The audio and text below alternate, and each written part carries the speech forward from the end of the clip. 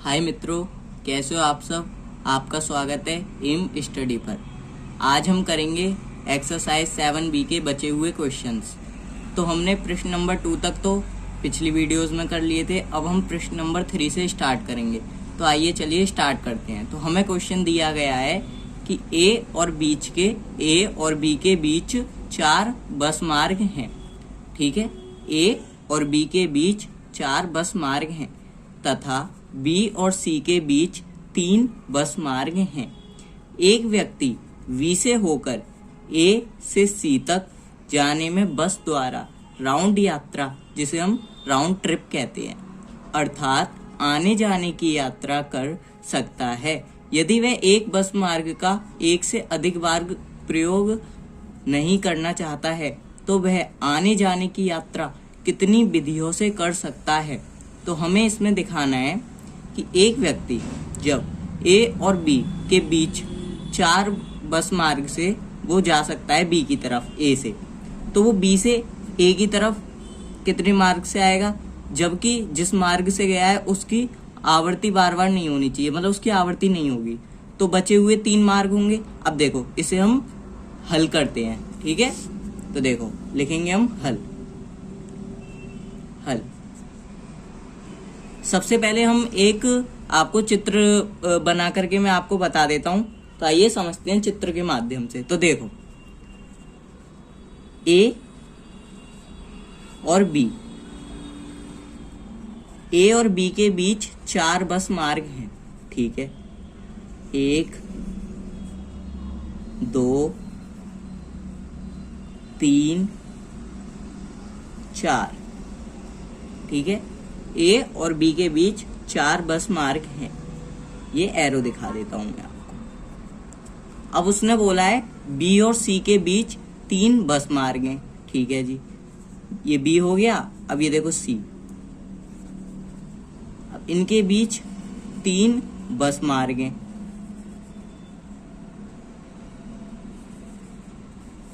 ठीक है, अब हमसे कहा गया है कि एक व्यक्ति बी से होकर ए से सी तक जाने में बस द्वारा राउंड अर्थात आने जाने की यात्रा कर सकता है। तो देखो, जब वह ए से बी की तरफ जाएगा, हम लिखेंगे ए से बी की तरफ जाने के रास्ते 4 हैं।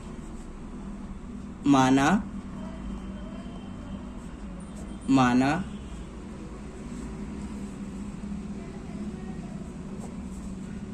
ए से बी की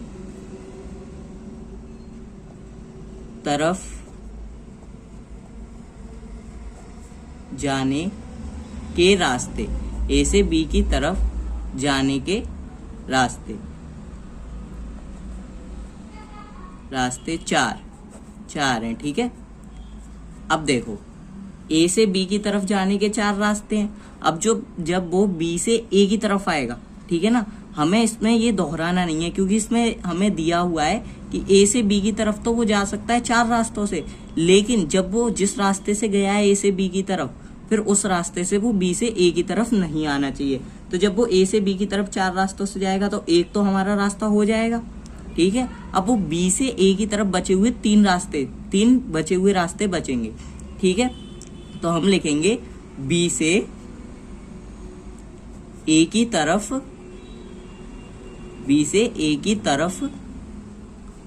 आने के रास्ते, बी से ए की तरफ आने के रास्ते, बी से ए की तरफ आने के रास्ते वो हमारे पास कितने हैं? 3। ठीक है, बी से ए की तरफ आने के रास्ते 3 हैं। अब बी से सी की तरफ जाने के कितने रास्ते हैं? 3 हैं। तो लिख लेते हैं, बी से सी की तरफ जाने के रास्ते, बी से सी की तरफ जाने के रास्ते वो कितने हैं? तो देखो, वो है हमारे कितने? 3। ठीक है, अब एक रास्ते का तो प्रयोग हो गया, 3 रास्ते थे बी से सी की तरफ जाने के, एक का प्रयोग हो गया। अब सी से वह वी की तरफ जाएगा तो बचे हुए 2 रास्तों से ही तो जाएगा। ठीक है, तो हम लिखेंगे सी से बी की तरफ आने के रास्ते, सी से बी की तरफ आने के रास्ते वो कितने हैं हमारे पास में? वो हैं 2। ठीक है, अब देखो आने के रास्तों की अलग गुणा कर ले रहे हैं और जाने के रास्ते की अलग गुणा कर ले रहे हैं। तो हम लिखते हैं कि आने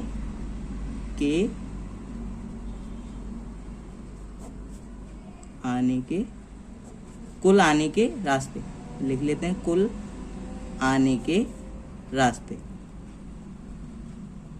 तो देखो हम क्या काम करते हैं, 4 की गुणा हम करेंगे 3 से। ठीक है, 4 × 3 = 12, क्योंकि 4 3 जा 12। ठीक है, अब देखो ये तो हमारे हो गए कुल आने के रास्ते, ये हमारे जाने के रास्ते हैं। ठीक है, गलती से आने के रास्ते हो गया, माफ कीजिएगा दोस्तों।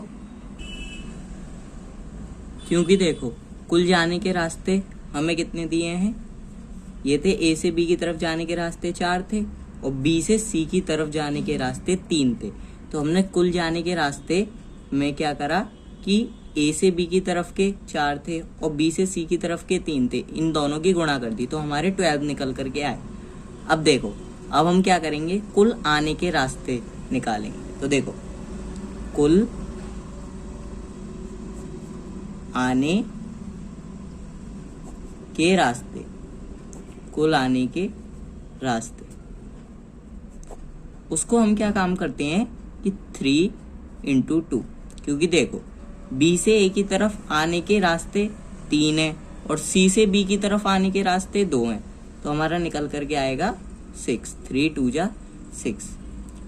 अब देखो अब हम इसमें हमें दिया हुआ है कि वह आने जाने की यात्रा कितनी विधियों से कर सकता है। तो हम लिखेंगे कि कुल आने जाने की यात्रा, कुल आने जाने की यात्रा के तरीके, कुल आने जाने की यात्रा के तरीके। तो देखो कुल आने जाने की यात्रा के तरीके हमारे होंगे, ये जो हमारा 12 है और ये 6 है, इन दोनों की हम गुणा कर देते हैं। ठीक है, इन दोनों की हम गुणा कर देते हैं। तो देखो 12 × 6, 12 6 = 72। ठीक है, ये हमारा इति सिद्धम, ये हमारा प्रूव हो गया। ठीक है, इति सिद्धम, इति सिद्धम। ठीक है, अब देखो हम देखते हैं हमें ऑप्शंस में क्या क्या दिया हुआ था। हमें ऑप्शंस में दिए हुए थे कि ए 72 है, बी 144 है, सी 14 है, डी 19। तो हमारा सही है ए। ठीक है, अब देखो आपको एक और बार दोबारा से समझा देता हूँ। हमें दिए थे ए से बी की तरफ जाने के 4 रास्ते थे, हमने 4 रास्ते ड्रॉ कर लिए। ठीक है, ए से बी की तरफ जाने के। फिर दिया था बी से सी की तरफ जाने के रास्ते 3 थे। ठीक है, तो हमने ड्रॉ किया बी से सी की तरफ जाने के 3 रास्ते। फिर हमें दिया था कि बी से ए की तरफ आने के रास्ते, परंतु जिस रास्ते से हम गए हैं ए से बी की तरफ वो हमें दोबारा से यूज नहीं करना। फिर हमारे पास बचे कितने थे, 3। ठीक है, वही सेम सिचुएशन थी इसमें कि बी से सी की तरफ जिस रास्ते से जा रहे हैं, जब हम सी से बी की तरफ आएंगे तब हम उस रास्ते का प्रयोग नहीं करेंगे। तो जब 3 में से 1 प्रयोग हो गया तो हमारे बचे 2, वही हमने यहाँ पर लिखा। माना ए से बी की तरफ जाने के रास्ते थे 4, फिर बी से ए की तरफ आने के रास्ते बचे 3। ठीक है, फिर हमारा था बी से सी की तरफ जाने के रास्ते थे 3, फिर सी से बी की तरफ आने के रास्ते थे 2। फिर हमने निकाले कुल जाने के रास्ते। ठीक है, जिसमें से मैंने गलती से आपको बताया था कि आने के नहीं जाने के। ठीक है, जाने के रास्ते, कुल जाने के रास्ते। फिर हमने ए से बी की तरफ जाने के रास्ते 4 थे और हमारे थे बी से सी की तरफ जाने के रास्ते 3। ठीक है, इन दोनों की हमने गुणा करी तो हमारे कुल जाने के रास्ते 12 निकले। यही हाल हमारा कुल आने के रास्ते में था। ठीक है, बी से ए की तरफ आने के रास्ते थे 3, फिर सी से बी की तरफ आने के रास्ते थे 2, इन दोनों की गुणा करी 6 आया। फिर हमें निकालना था कुल आने जाने की यात्रा के तरीके। फिर हमने 12 की 6 से मल्टीप्लाई करी, हमारा निकल करके आया 72, जो हमारा इति सिद्धम। अब हम करेंगे नेक्स्ट क्वेश्चन। तो आइए नेक्स्ट क्वेश्चन करते हैं। ठीक है, प्रश्न नंबर 3। प्रश्न नंबर 3 हमारा हो गया। ठीक है, अब हम करते हैं प्रश्न नंबर 4। ठीक है, 3 आपको समझ आया अच्छी तरीके से। ठीक है, अब देखो हम प्रश्न नंबर 4 करते हैं। तो देखो दोस्तों, अब देखो हमें क्वेश्चन नंबर 4 क्या दिया है। शब्द रोज के अक्षरों से बनने वाले 4 अक्षरों वाले शब्दों की संख्या ज्ञात कीजिए जबकि अक्षरों की पुनरावृत्ति नहीं की जा सकती। हमें दिया है शब्द रोज। ठीक है, तो हम लिखेंगे दिया है शब्द रोज। रोज का मतलब होता है गुलाब। ठीक है, तो इनमें से अक्षरों से बनने वाले 4 अक्षर। तो देखो ये हमारे कितने अक्षर हैं, 1 2 3 4। ठीक है, ये हमारे 4 अक्षर हैं। अब इनसे हमें संख्या ज्ञात करनी है शब्दों की। ठीक है, तो हम यहाँ पर ये भी लिख देते हैं कि अक्षरों की संख्या, अक्षरों की संख्या, अक्षरों की संख्या 4। ठीक है, अक्षरों की संख्या है 4। फिर देखो हमें दिया हुआ है जबकि अक्षरों की पुनरावृत्ति नहीं की जा सकती, तो हमें शब्दों की संख्या ज्ञात करनी। अब देखो हमारे पास में टोटल 4 अक्षर हैं, 1 2 3 4। आपने एक सूत्र तो पढ़ा होगा, बाय मल्टीप्लिकेशन प्रिंसिपल। ठीक है, बाय मल्टीप्लिकेशन प्रिंसिपल। इसमें हमें क्या दिया हुआ है कि अक्षरों की पुनरावृत्ति नहीं की जा सकती। तो देखो रोज में से, रोज हमारे टोटल शब्द कितने हैं, अक्षर 4, टोटल अक्षर हैं 4। ठीक है, अब देखो 4 हैं तो हम यहाँ पर लिखेंगे 4। अब 4 में से हमारे 1 यूज हो गए तो कितने बचे, 3। हम लिखेंगे इंटू 3। अब 3 यूज हो गए तो हमारे कितने बचे, 2। अब 2 यूज हो गए, हमारे पास कितने बचे, 1। अब देखो रोज, ये हमारे टोटल अक्षर बनने थे 4।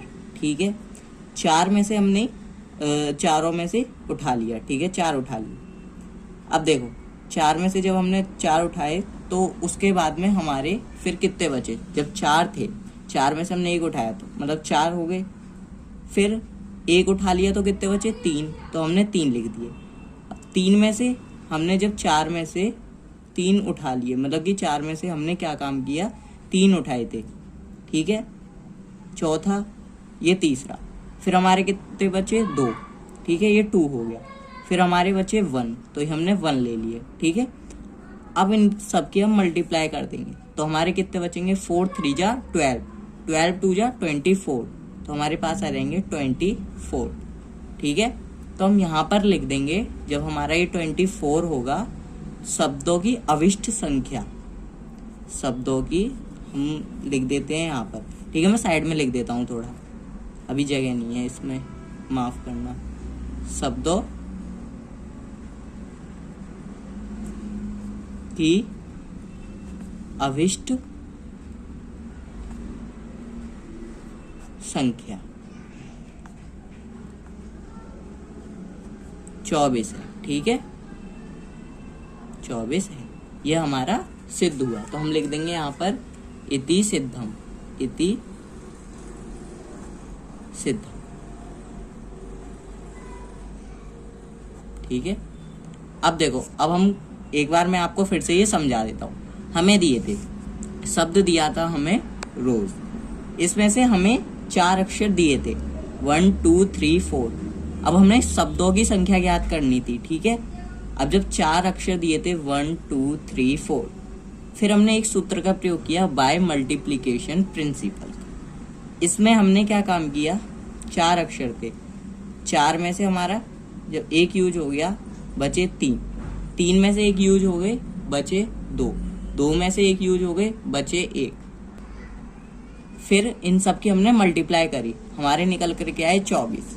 ठीक है, फिर हमने इसे लिखा शब्दों की अविष्ट संख्या 24 है, इति सिद्धम, ये हमारा सॉल्व हो गया। ठीक है, अब हम करते हैं प्रश्न नंबर 5। ठीक है, अब देखो इसे थोड़ा सा और ऊपर कर देते हैं, ये देखो। अब प्रश्न नंबर हम 5 करते हैं। दोस्तों अब हमें प्रश्न नंबर 5 दिया हुआ है। क्या क्वेश्चन दिया है हम समझते हैं। देखो, यदि 5 विभिन्न झंडे उपलब्ध हैं तो उन विभिन्न संकेतों की संख्या ज्ञात कीजिए जिन्हें कम से कम 2 झंडों को एक ऊर्ध्व दंड, इसका मतलब होता है ऊपर नीचे, पर क्रमागत एक को दूसरे के नीचे रखकर बनाया जा सकता है। ठीक है, अब हमें इसमें क्या करना है कि हमें 5 विभिन्न झंडे दिए, हमें एक के नीचे दूसरा रखना है। ठीक है, इनसे हमें विभिन्न संकेतों की संख्या ज्ञात करनी है। तो आइए इसमें हम ज्ञात करते हैं। सबसे पहले हम लिखेंगे हल, हम लिखेंगे दिया है, दिया है। देखो क्या दिया है, विभिन्न झंडे उपलब्ध हैं 5, विभिन्न झंडे उपलब्ध हैं 5। ठीक है, विभिन्न झंडे उपलब्ध हैं 5। अब हमें क्या करना है इसमें कि जो हमारे विभिन्न संकेत हैं उन्हें ज्ञात करना है। और झंडे हमें कैसे लेने हैं, 2 से कम नहीं होनी चाहिए, 2 से 5 तक होने चाहिए। ठीक है, अब देखो मैं आपको इसमें चित्रों की सहायता से समझाऊंगा कि कम से कम 2 झंडे को एक को दूसरे के नीचे रखना है। तो मैं लिखूंगा इसमें कि जैसे चित्र बनाया मैंने, ठीक है, चित्र की सहायता से ये झंडे की एक पट्टी हो गई, ये दूसरी पट्टी हो गई। ठीक है, अब इसे हम कितने प्रकार से फिल कर सकते हैं, 5। तो हम लिख देंगे यहाँ पर 5, यहाँ पर लिख देंगे हम। अब जब 5 में से एक हमारा उपयोग हो गया तो कितने बचे, 4। ठीक है, 5 में से हमारे बचे 4, तो हम लिख देंगे 5 × 4। ठीक है, अब हमारे पास में तो हम इसके लिए लिखेंगे कि 5 और 4 है, तो हम लिख देंगे इसमें 2 झंडे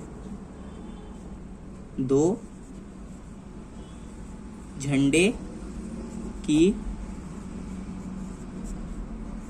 पट्टियों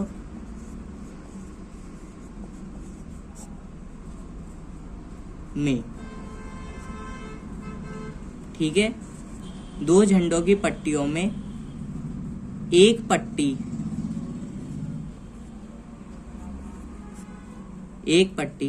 भरने की संख्या 5 है, एक पट्टी भरने की संख्या 5 है। फिर दूसरी पट्टी भरने की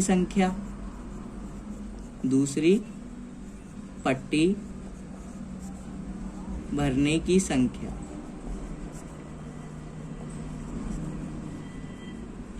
वो हमें कितनी दी है, 4 दी है। ठीक है, अब देखो हमने इन दोनों की मल्टीप्लाई कर दी तो हमारा निकल करके आएगा 5 4 जा 20। ठीक है, अब हम निकालेंगे दूसरी पट्टी के लिए। अब देखो 2 हो गई, अब देखो 3, एक के नीचे एक। ठीक है, तो हम लिखेंगे 3 पट्टियों में, इसमें हम लिख देते हैं केस नंबर 2। ठीक है, ये फर्स्ट था, ये सेकंड हो जाएगा, केस नंबर 2। देखो क्वेश्चन मैं आपको एकदम से समझने के लिए करवाता हूँ, रटने के लिए नहीं। ठीक है ना, समझ करके हमें लिखनी है। ठीक है, तो 3 पट्टियां, तो 3 पट्टियों में हम क्या काम करेंगे कि एक पट्टी भरने की संख्या 5 है, ठीक है। एक पट्टी भरने की संख्या, एक पट्टी भरने की संख्या, एक पट्टी भरने की संख्या, ठीक है। अब देखो एक बार मैं आपको डायग्राम बना करके दिखा देता हूँ। हमारे पास में ये झंडे की पट्टियां हैं 3, ठीक है। एक में 5 तरीके से भर सकते हैं, फिर 5 में से जब एक तरीका हमारा हो जाएगा फिर बचे कितने 4। अब 4 में से एक तरीका हो गया, कितने बचे 3 तरीके, ठीक है ना।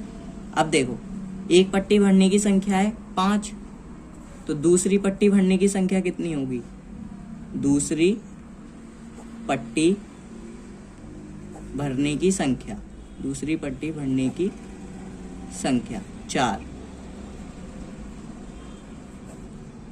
अब लिखेंगे तीसरी पट्टी भरने की संख्या, ठीक है। तीसरी पट्टी भरने की संख्या,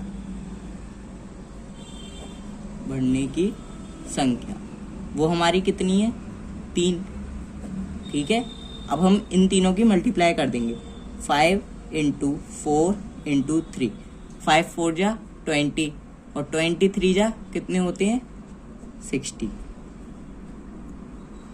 ठीक है।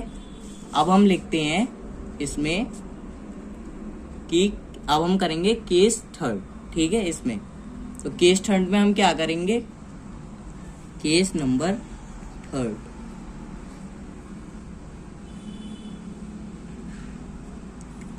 हमें दिए 4 पट्टियां, ठीक है। तो 4 पट्टियों में हम लगा रहे हैं एक के नीचे दूसरी, दूसरी के नीचे तीसरी करके, ठीक है ना। तो हमें दिया है कि 4 पट्टियां हैं, ठीक है। 4 पट्टियों में एक पट्टी भरने की संख्या, भरने की संख्या कितनी दी है 5। देखो इसमें भी डायग्राम का प्रयोग होगा, लेकिन इसमें 3 की जगह 4 पट्टियां होंगी झंडे की, ठीक है। 1 2 3 4, ठीक है। पहली हमारी 5 तरीकों से भरी जा सकती है, दूसरी हमारी 4। अब जब 4 में से 1 हो गया तो 3 तरीकों से, 3 में से 1 हो गया तो 2 तरीकों से। तो हम लिख देंगे इसमें कि दूसरी पट्टी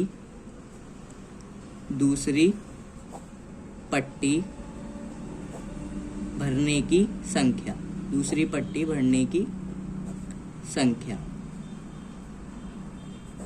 4। तीसरी पट्टी भरने की संख्या हमारी कितनी हो जाएगी 3, और चौथी पट्टी भरने की संख्या कितनी हो जाएगी 2, ठीक है। अब हम 5 × 4 × 3 × 2 की मल्टीप्लाई करेंगे। 5 4 जा 20, 23 जा 60 और 62 जा 120, ठीक है। अब हम करेंगे हमारा जो 5वां झंडा बचा हुआ है उसकी, तो इसमें हम केस नंबर 4 करेंगे, केस नंबर 4, ठीक है। केस नंबर 4, इसमें हम लिखेंगे 5 पट्टियों के भरने की संख्या हमारी कितनी हो जाएगी 5। मतलब कि 5 पट्टियां हैं, 5 पट्टियों में से हमारी एक पट्टी भरने की जो संख्या है, एक पट्टी भरने की संख्या हमारी कितनी हो जाएगी 5, ठीक है। एक पट्टी, फिर बचेगी हमारी कौन सी पट्टी, दूसरी पट्टी। तो दूसरी पट्टी भरने की संख्या हमारी कितनी हो जाएगी, दूसरी पट्टी में हमारे भर गए। जैसे अब डायग्राम मैंने आपको इसमें नहीं बनाया, देखो इसमें समझा देता हूँ। एक पट्टी, दूसरी पट्टी, तीसरी पट्टी, चौथी पट्टी और ये 5वीं पट्टी। 5 तरीके, फिर 4 तरीके, 3 तरीके, 2 तरीके, 1 तरीके, ठीक है। तो पहली पट्टी में 5 पट्टियां थी, तो पहली पट्टी में भरने के तरीके 5 थे, दूसरी पट्टी में भरने के तरीके हमारे 4 हैं, और तीसरी पट्टी में भरने के तरीके होंगे हमारे, तीसरी पट्टी में भरने के तरीके होंगे 3, और चौथी पट्टी में भरने के तरीके होंगे हमारे 2, और ये जो हमारी लास्ट पट्टी है, पांचवी पट्टी में भरने के जो तरीके होंगे वो होंगे एक। अब इनकी मल्टीप्लाई कर दो, 5 × 4 × 3 × 2 × 1। तो देखो इसमें भी हमारा जब 120 आया था तो इसमें 1 की गुणा करेंगे तो 120 आएगा, तो 120। अब देखो हम निकालेंगे इसमें कि कुल विभिन्न संकेतों की संख्या, कुल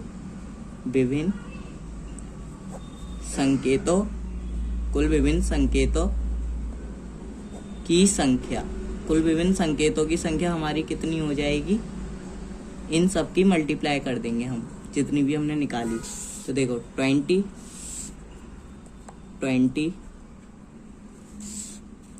20 निकाली थी, फिर जितनी भी हमने पट्टियां निकाल करके उनकी गुणा करी हैं उनकी यहाँ पर लिख देंगे गुणा, ठीक है। देखो 20 × 60, 60 × 120, 120 × 120, तो टोटल हमारा निकल करके आएगा 320, ठीक है, 320। तो हम यहाँ पर इन्हें प्लस कर रहे हैं, ठीक है ना, प्लस कर रहे हैं यहाँ पर इन्हें, तो हमारा निकल करके आएगा 320, ठीक है। इनको हम प्लस कर रहे हैं, तो इन चारों को प्लस करने के बाद में हमारा निकल कर आएगा 320। तो हम लिख देंगे हेंस प्रूव, ठीक है। ये हमारे प्लस के निशान है, मल्टीप्लाई के नहीं है, ठीक है, प्लस के। और इनका मतलब है कि इतना लिखने से अच्छा है हमने कॉमा यहाँ पर बना करके समझा दिया कि पट्टी भरने की संख्या, चौथी पट्टी भरने की संख्या, ठीक है ना। तो आपको कैसी लगी ये वीडियो, प्लीज लाइक करें, सब्सक्राइब करें एंड शेयर करें। Thank you.